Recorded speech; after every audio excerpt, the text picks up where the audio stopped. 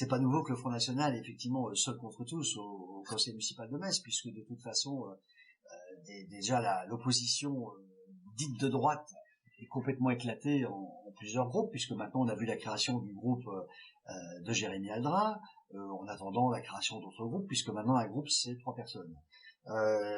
Effectivement, on a vu lors des dernières élections régionales Dominique Gros comme le premier supporter de l'actuel président Richert, enfin l'ancien président du conseil régional d'Alsace, devenu donc président du conseil régional, tout comme le maire d'ailleurs de Strasbourg, socialiste. Effectivement, on s'y reconnaît plus, mais encore une fois, c'est l'UMPS qui existait avant, l'UMPS qui existe actuellement et l'UMPS qui existera demain.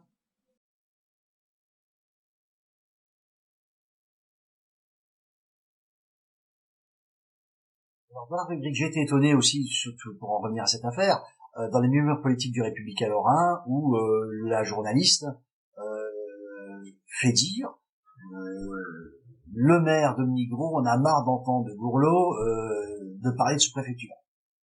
Effectivement, les bras m'en tombent, puisque c'est la première fois, évidemment, que j'ai utilisé ce terme, et alors que l'article du Républicain Lorrain donnerait à penser que c'est coutumier chez moi, et que maintenant le maire m'appelle le sous-préfet. Pourquoi pas, les sous-préfets au champ, je suis sous-préfet à la ville, mais je continuerai à défendre à tous les niveaux et à tous les grades que l'on me donnera la ville que j'aime.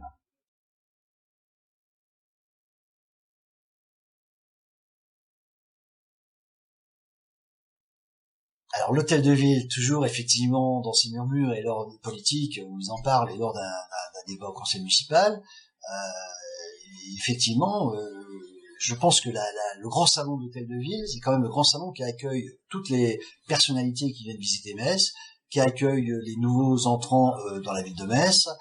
C'est la première image pour beaucoup, ou des associations, ou lors des concours de poésie organisés, par exemple, comme notre collègue et ami Bérangère Thomas, l'association Paul Verlaine, où elle organise un concours de poésie qui a un succès grandissant chaque année. Ce sont des gens qui viennent, des poètes qui viennent de France entière, et effectivement, on peut reconnaître, sans être méchant, que le grand salon mérite quand même un petit coup de peinture. Les rideaux, dans certains cas, sont déchirés, mériteraient peut-être qu'on les change, et tous les portraits de nos grands hommes messins aussi noircissent. C'est le temps qui veut ça, mais je pense aussi qu'il mériterait qu'on les rafraîchisse un peu. Et j'ai suggéré donc au maire, à partir du moment où Madame Merkel et François Hollande viennent bientôt à Metz, c'est peut-être l'occasion ou jamais de rafraîchir le grand salon de l'hôtel de ville.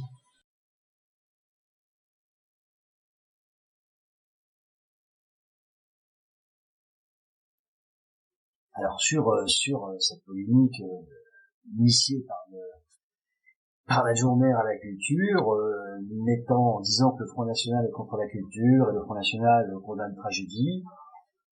Tragédie, j'ai ma collègue Françoise Grolet qui a fait une rubrique d'ailleurs intéressante, pertinente, dans Boulevard Voltaire.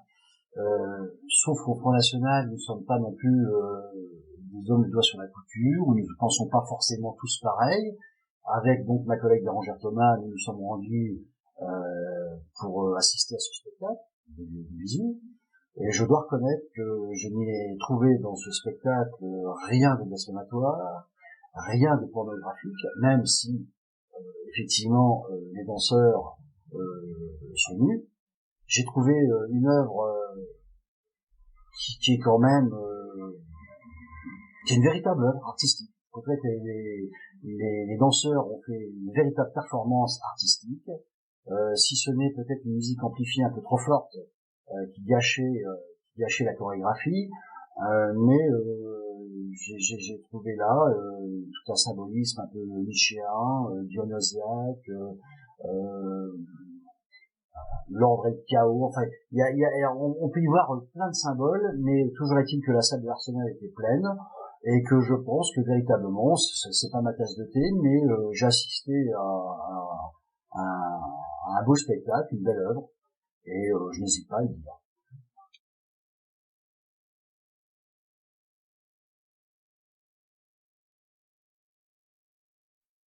dans cette polémique aussi, ce que je déplore, c'est que M. Lescadier, l'adjoint à la culture, s'en prend au Front National et contre la culture. Encore une fois, ce n'est pas le Front National de Metz qui est intervenu dans cette histoire, c'est une tribune de Françoise Grolet au boulevard Voltaire. 6 mois demain, M. Lescadier, enfin je ferai la distinction entre M. Lescadier, si j'ai envie de dire quelque chose à M. Lescadier, et l'ensemble du Parti socialiste. Je crois que au Parti socialiste, comme dans tous les autres mouvements, il y a des sensibilités diverses, il y a des hommes et des femmes qui pensent peut-être différemment, même mais qui partagent évidemment le même combat, autrement ils seraient pas ensemble. Mais je veux dire, il faut savoir respecter les sensibilités, il faut savoir respecter les nuances, et M. Lescadier, apparemment, évidemment, ne connaît pas ce que c'est que la nuance. Et on peut le déplorer.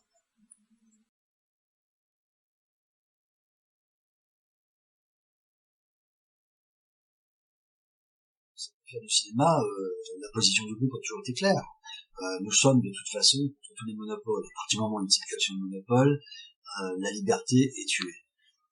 Donc, je pense que le centre-ville de Metz mérite un cinéma généraliste, et pas qu'un cinéma d'art et d'essai qui serait réservé a priori à une petite élite.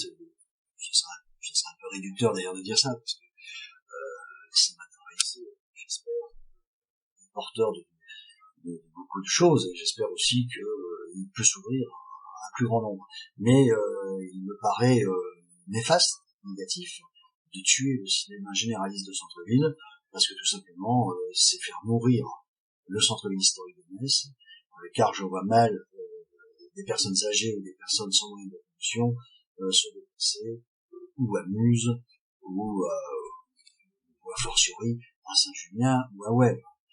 Donc effectivement, nous continuerons à lutter, mais bon, bien que a priori tout soit quasiment plié, mais tant qu'il y a de la vie, il y a de l'espoir, il y a des recours, etc.